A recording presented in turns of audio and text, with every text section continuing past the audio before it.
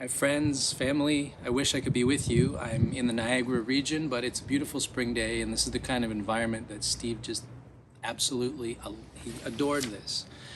So I thought I'd talk about him out here on the patio, by the lawn chairs.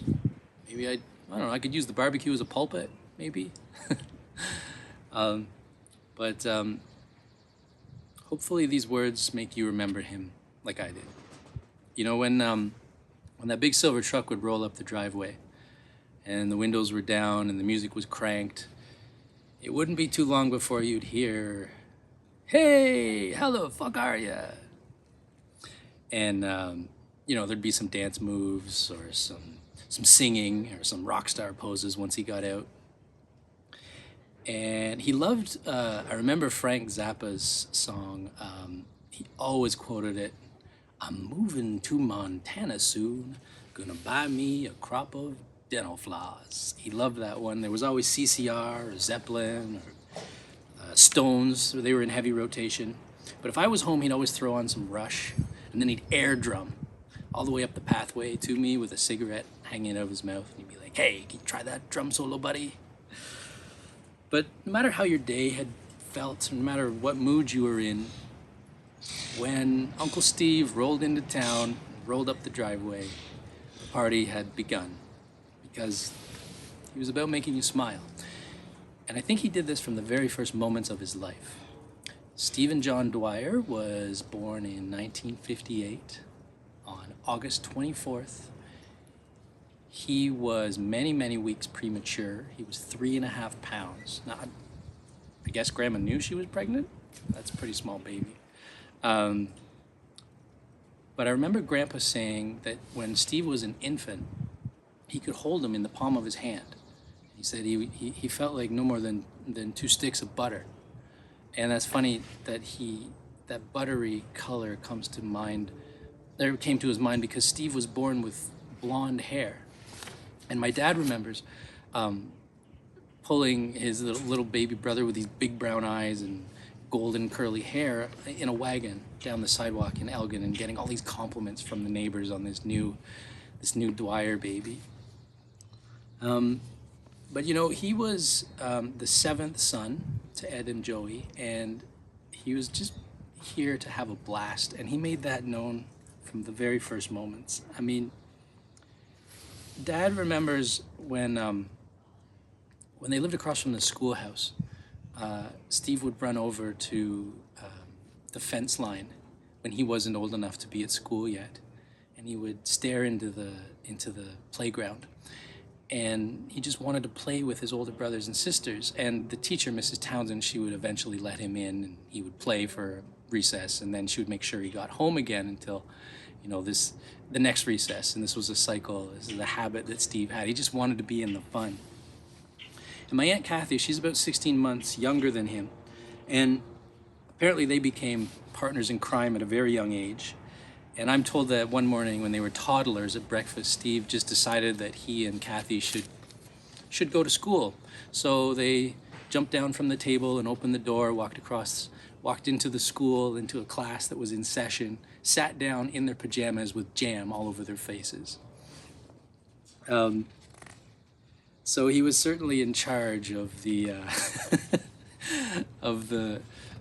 he was leading the charge of the new wave of Dwyer kids. And they did things like they'd scale Mert Campbell's barns and build rafts out of logs and constructing go-karts and racing them down the streets, and they'd climb trees and fence posts. And at home, Steve would dress up his little sisters, Kathy probably, in old hockey equipment and beat her up in the front lawn. And I mean, this is probably Kathy's idea, because I can't imagine Steve being mischievous in any way. Oh, he was always so clever, and he was always engaged, and he was never bored, always busy, especially if there was a friend around. Because, when I speak of mischief and shenanigans, I should probably bring Carl into the picture here, because Carl Kernier and Steve, they met in public school. These guys were the two amigos. I mean, their bond was enduring and unshakable, and it lasted all of Steve's life. And though he had many siblings and hundreds of friends, Carl was always the closest. Now, Trish, Carl's wife, she she says that they were like brothers and they were probably half of each other's soul. And she's admitted that, well, if Carl ever leaves me, it's probably going to be for Steve. But in their youth, these two amigos, they put their heads together and they stirred up a lot of shit. And to make matters worse, is they probably talked their way out of it, which took even longer. It was probably more fun for them than the pranks themselves. But they looked out for each other every day, and they cared about the same things. And they used to cheer for the same hockey teams. Carl, we've got to remedy that if you've jumped off the Montreal wagon. They worked on the same jobs. They blew up the same engines. But underneath it all, they're good-hearted country boys, and their curiosity and their wicked sense of humor got them through so many things. Now, that's probably a good thing, because high school was coming up, and the merry band of misfits started growing, and there was Mont and Jeff Perrin, Dennis Breen, Peter Kernier, Frankie St. Pierre, so many others, and this vernacular was born. We'll call it the Crosby Code. The nicknames, there's Roach, Mont, Tumbleweed, Bionic, Sprong. I don't know, you'd need a lexicon to actually understand some of the conversations, but there was always inside jokes and imitations and pranks and concerts and fishing trips and rounds of hide and seek in the cemetery with local cops, so I'm told. Summers on the lakes and winters at the rink and barbecues. And we've all heard stories of this era, and to this day it's always a treat when some of this group get together and they all tell 13 different versions of the same story. And chapters can be written about Steve's escapades through the 1960s and the 70s. But he didn't write anything down. He preferred live theater. He was a storyteller. And we're so lucky that he was a storyteller because he made every holiday, every dinner, every wedding, every church service, every funeral, for God's sakes, more bearable and funnier. And he helped color and narrate our lives, which is one of the reasons that we miss him so much. It's just so much quieter. But he had this uncanny sense of looking for humor in the world. And he went out of his way to memorize jokes and riddles that he'd read in books and newspapers. And he filled his mind with information and articles and scenarios that he could use as material. He was basically an observational comedian. And he was so curious and so adventurous. And again, through his friends, adventure called. And after high school, it was the Yukon. Steve headed to Dawson City. And in my mind, if there was ever a perfect place in the entire world, it would be, for him to land, it would be the Wild West of the Canadian North, because Steve was kind of a winter cowboy. That's kind of a good way to think of him. His buddy Mont was cooking up there, so Steve joined him. And Dawson had a huge impact on him. He kind of carried the memories of that place around like this invisible holster of stories that he would just kind of quick draw and throw a Dawson story out to you at some point. And he told me of the famous liquor bottle that was on the shelf that had a 200-year-old miner's toe that was pickled in the booze. And the townies would get the tourists all drunk and then see who was brave enough to have the rotten toe touch the tourist's lips. And there was this other guy that he always talked about, in Steve's words. He was about 4 foot nothing and built like a brick shithouse, and he was always pissed drunk, and he liked to fight the cops for fun. So one night Steve was sleeping, and he kind of wakes up and he hears this clatter coming up the stairs, and this guy's knocking on his door. And so Steve wakes up. He goes, what do you want? It's 4 o'clock in the morning. And the guy says, oh, Stevie, the cops are chasing me. I wondered if you wanted to watch me fight them. And Steve, before he could answer, he looks down the stairs, and there's not one but 2 cops coming up the stairs after this guy.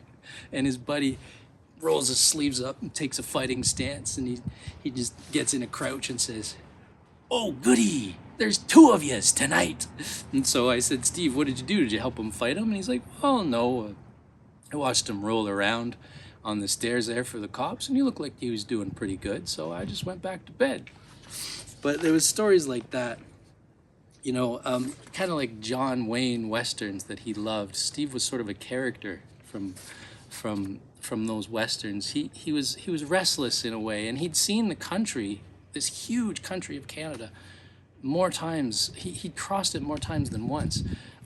We all know of the NHL trip that he did, where he and Marty Smith and a bunch of guys, they all they won the Molson Canadian contest, where they got to see every single hockey team in Canada play in their home arena, and they were crisscrossing in airplanes with an all-expense-paid trip, and I'm sure libations were served. But that Dawson era also saw him take train rides with his sister Anne cross country to Edmonton, and they'd stop in, and they'd see Kathy, they'd see Margie and Bob, who were in Canmore at the time, and then sometimes they'd stop in Edmonton and enjoy some of Uncle Ramesh's cooking.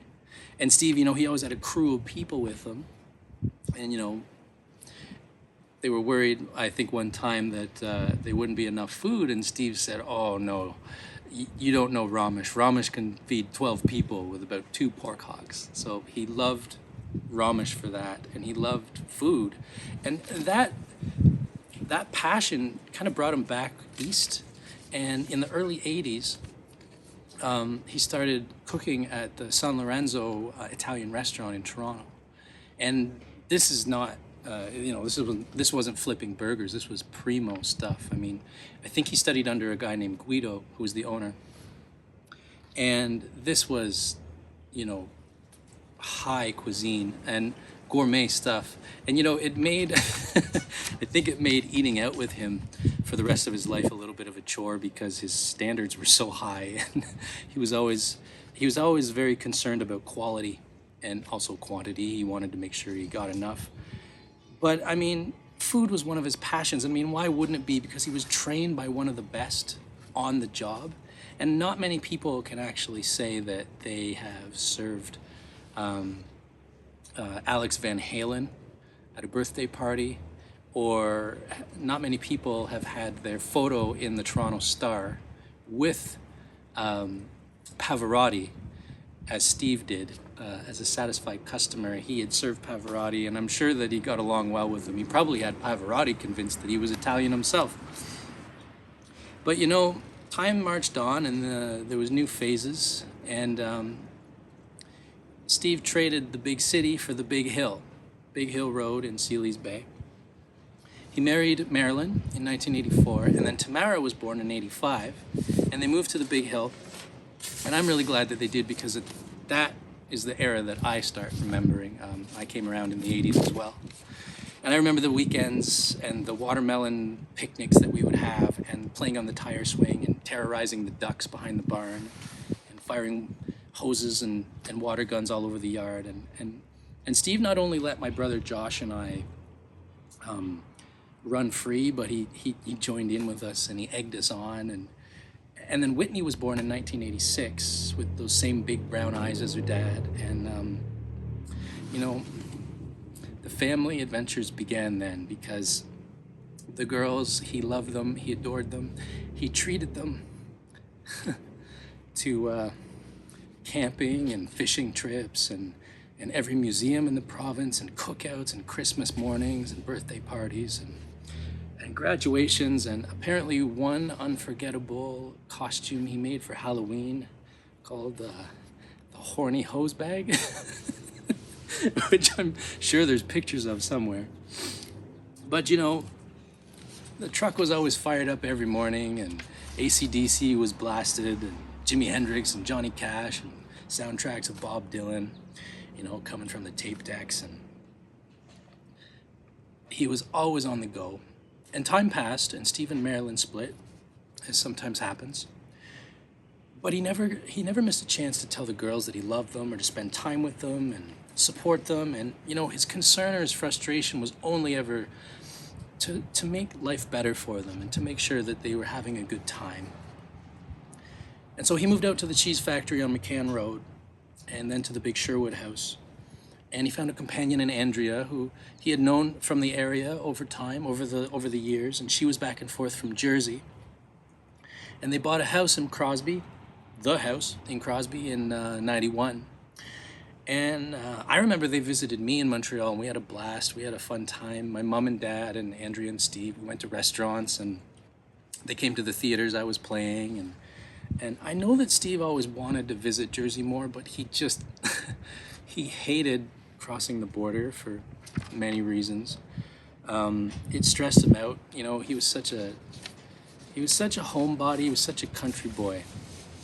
He needed to be on his ranch. And when his grandkids came around, Addison, with her grandpa's secret blonde hair and the big blue eyes, Steve would grin, and he would just show pictures of her everywhere. They'd come out at the bank, at the post office, on job sites. And Seth came around, and I remember accompanying Steve to yard sales and flea markets, and we were always looking for toys, dinosaurs or paleontologist gear, because that was Seth's interest. And whatever the kids were into, he really encouraged, and he just got into as well. And you know, when we were cleaning out the house, Seth came up to me and he just very simply said, "I'm really gonna miss this place." And I think we all will, buddy, so. We have very good memories from there. But from that house, Steve, he set up a painting business, and he worked with Adam McCarthy for a number of years. He was, you know, patching holes and climbing ladders and drinking coffees and plowing through cartons of cigarettes. And Steve, you know, he was as thorough a painter as he was a chef. And he cared about his clients' happiness, probably because he grew up around those houses and he knew the history of those houses probably better than the owners. But not only that, he wanted to spread the work around to all of us. And so many of us gathered here today, or there today. We all painted with Steve. And I know just offhand, me, my dad, Whitney, Marcus, Dave, Penny, Andrea, so many people worked with Steve. Even his beloved German Shepherd, Hildegard, who, you know, she got into the painting when her bushy tail would swipe and ruin a wall that he had just perfected. And that was one of Steve's favorite things, was finding some trouble that Hildegard had gotten into, so she found the leash pretty quickly. But he loved that dog, and he brought her out as much as he could. But you know, we all spent time on the ladder with Steve, not because the Dwyers are particularly great painters, or that he really needed our help. It was more that he looked out for people. He was compassionate, so long as you didn't knock over a $70 pail of Behr primer. And in my case, when I was just out of school, Steve knew that a few weeks of work might really help my bank account. And I remember being on the job with him and running to the truck and getting on the phone with bank collectors for my student loans and being so stressed out about money that I owed. And I'd come back to the ladder and I'd be all angry and frustrated and feel impoverished. And he'd say, "Jess, it's okay. You've got work. Just keep at it. Send them a little bit of money. You'll be fine, okay?" And so I'd look at him, calm down, say, "Okay." Say, "Okay. Now get the fuck back to work." But, you know, it was really Uncle Steve to the rescue. And he worked really hard, and he taught me about process. He taught me about how on big jobs, any big job, it's about preparation. And that's how you get the results. And I was really lucky because the last job that I did with him was probably 10 years ago when he did that big old Guthrie house. And he was so concerned with making it beautiful because he knew it stood in the middle of town at those four corners at the intersection. And he wanted everybody to just be able to look at that old building and adore it. You know, and at the end of the day, he'd stand back and he'd go, "Ooh, look at that." You know, he knew it was a beautiful job. And it was. I mean, it needs probably a coat now, but it was an amazing job he did. And the family who lived close by, we all have stories of our weekly encounters and our daily drop-ins. But over the past 12 or 15 years, nobody was closer to Steve than my dad. And these two are the truest examples of brothers and best friends. Because when my mom and dad split, Dad found refuge at Steve's place. Steve made his house available, and it was a landing pad. It was a place to rest and recalibrate for all of us. And he knew what it was like to feel sad and have heartbreak and wrestle with big emotions. And maybe it came from being one of the younger ones in a really big family. He got to see his older brothers and sisters go through life experiences before him. Perhaps it prepared him. I don't know. I just know he was very wise, very compassionate. And he opened his door to anybody who needed. And if the door was locked, well, you knew that the key was in that funky little green frog at the side, and you could just open the door, go in and wait for him, and he would be happy to find you waiting in his kitchen or, on his couch, no matter your mood, rain or shine. In Shakespeare's court, traditionally, there's always a jester. And their job is not to be a fool or an idiot. Their job is to tell the truth. To get the truth across, the jesters and jokers, they're allowed to bend the rules and break them. And Steve did that. His truth was that he wanted to enjoy life. He wanted laughter. He wanted celebration and festival. He wanted you to be you. Because if you were you, then he could be himself. And that is the world he lived in, a genuine environment. And that Joker man that Bob Dylan so famously sings about, Steve was all those things. He was true, authentic, genuine. And the lockdowns allowed me to be home a lot over the last couple of years. Steve had a surgery, and he was staying with my dad through the winter of 2019. And as he slowly got better, he was determined to go home to his house. We didn't think it was the greatest idea. He was in a lot of pain, and we wanted to keep an eye on him, but he went home. I mean, he had more stitches in him than a Christmas quilt, and he just was adamant about getting to his own space. And so he went, and he proceeded to do things like throw 3 cord of wood in the basement alone in a snowstorm without asking for any help, and stubborn as a mule and silly, but he needed to prove to himself he was doing okay. And around that time there was a night that I stopped by. It was a stormy, shitty winter night, and there was no lights on in the house. There was just one downstairs, and I found him kind of hunched over, and he was on the phone. So I heard he was talking to someone, so I went upstairs to the fridge and, got a drink or something. And once the call ended, I went back downstairs, and he greeted me, but he had tears in his eyes. And I said, Uncle Steve, I have a coat for you. I had a jacket that I had found in a bass drum that I was repairing, an old Canada Goose jacket. And I gave it to him because it was too big for me. And he put it on and he loved it. And though he was on the phone with my Aunt Sue talking about getting advice about what treatment he should get, and he was dealing with the worst things in the world, when he put that jacket on, he started flapping and and honking like a goose. And he loved wearing that jacket for the next 2 years. But from that moment on, even though he made a joke out of it, time became very precious for me with him.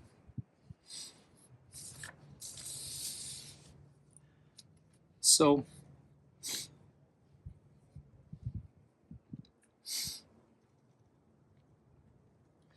The remainder of the time is a bit of a blur.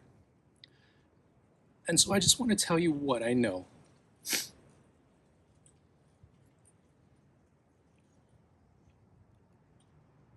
I know that he decided to spend his last winter with Tamara and Ronnie and the kids. So we dropped him off, we packed him up, we dropped him off.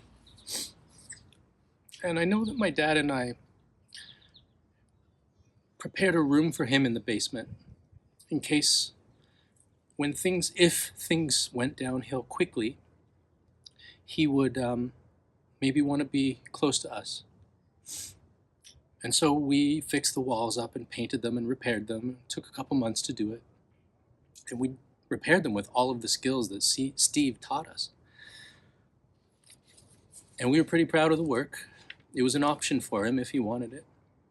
But Steve came through about a couple months later when it was done, and he took a look at the work, told us it was a pretty good try, showed us all of the areas that we missed, places we probably should have laid the paint in a little thicker or tape jobbed this area. But I know that I found a map of my grandpa's, Poppy Ed's, and I put it on the wall. I framed it in case Steve did end up in that room so he could take a look at the land and the lakes that he loved, think of the adventures that he'd experienced. I know he met my girlfriend Anna, and he teased her a lot, and he made her laugh. I also noticed that he talked to her a lot more than he talked to me when she was around, and I liked that. He also asked her if she had any friends that wanted to come down and stay a while and hang out. And always the flirt. And I know the four of us celebrated, my dad, Anna, Steve, and I, we celebrated my birthday together through the pandemic. And he ate with us, even though he was really sick right beforehand.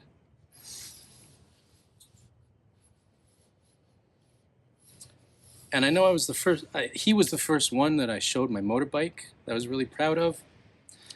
He told me to be careful on it, and I promised I would. But I don't know if he heard me, because then he'd wandered off, and he was double checking with Anna that some of her friends couldn't come down and stay with him. He's like, "Oh, I've got a lot of rooms. It's not a problem. They can stay at my house." Terrible. I know that we stayed up late one night and we watched Guy Lafleur beat the Bruins again from 1979. And it was like that game had never been played. It was amazing to watch it with him and my dad. I know that he caught huge amounts of fish that summer, some of the biggest bass I've ever seen come out of that lake, and we actually have pictures to prove it. It's not just an old wives' tale. And his haul of puffballs was enormous that year. He was happier than a hobbit at a harvest dance. And I know that he loved Abigail. He was very thankful for everything she did for him.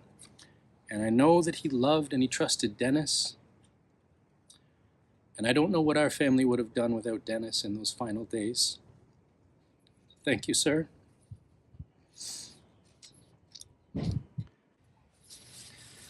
So I've mentioned a few things that I know for sure, and I know that the Cardinals didn't allow us to finish the end of the last video. So I'm picking up here. This is an unusual tribute. It's not one that I've done anything like before, and probably not like one you've seen before, but that's okay, because Steve was unlike anybody else. He was a legend. He was classical. It's a term he always used. And for me, he was the prototype of a great uncle. I've just become an uncle, and if I could live up to even 1/10 of what he was to me, to my niece, I'll be doing okay. Everybody should have an Uncle Steve. For me, he was brotherly, fatherly, dudely, honestly. But for all of us, he surpassed the titles. He was our friend, and not only that, he was the epitome of what a best friend should be. He was just brilliant and unique in so many ways. Because he was an expert in life. He knew what flavors and ingredients to add to spice things up. He knew what angles to cut to make things fit. He knew which paths were the shortcuts. And he always listened with his huge, huge heart because he loved enormously his mom, his dad, his brothers and sisters, especially Whitney, Tamara, Addie, Seth, all of us. You know, he came into the world the same way that he left, far, far too early. But he did shine. And on that note, I have this final memory.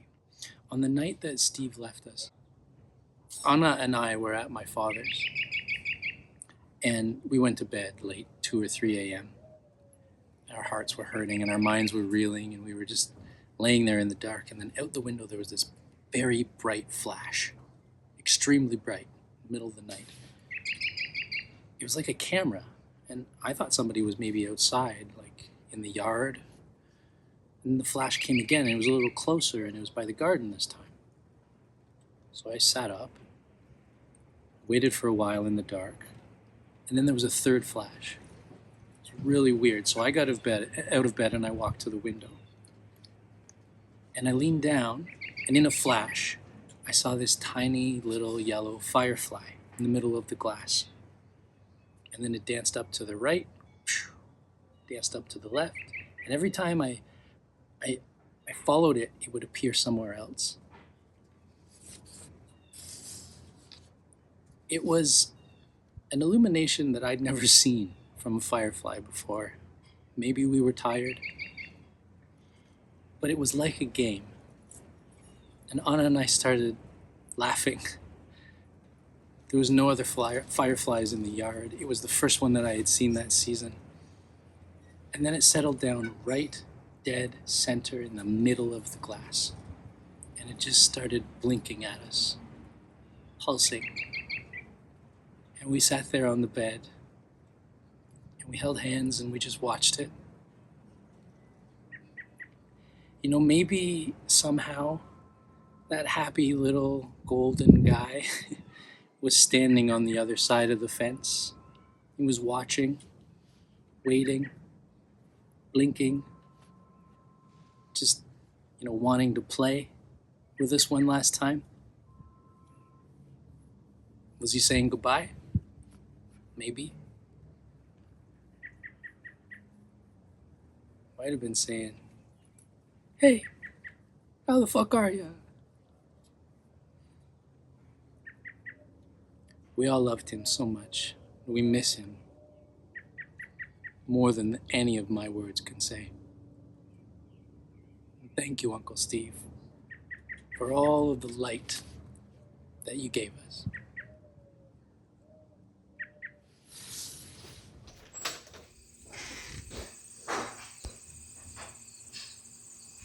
If you choose not to decide, you still have made a choice. I always like that song. Yeah, it is a good one. Like he fucking really pounds her out there. This is the Invisible Muskoka Easy Chair.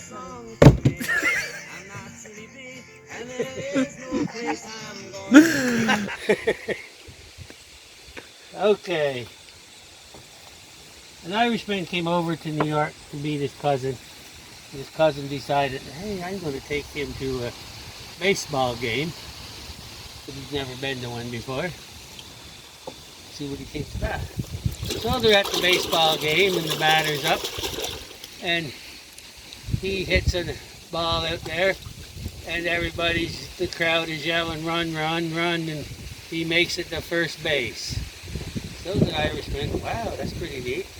The next batter gets up there. And he hits a line drive and puts the guy on first base down to down to third, and he makes it to second. And the crowd was yelling, "Run, run, run!"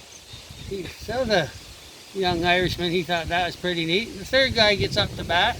The pitcher throws 4 pitches, and they were all balls. So the batter puts his bat down and starts walking towards first base.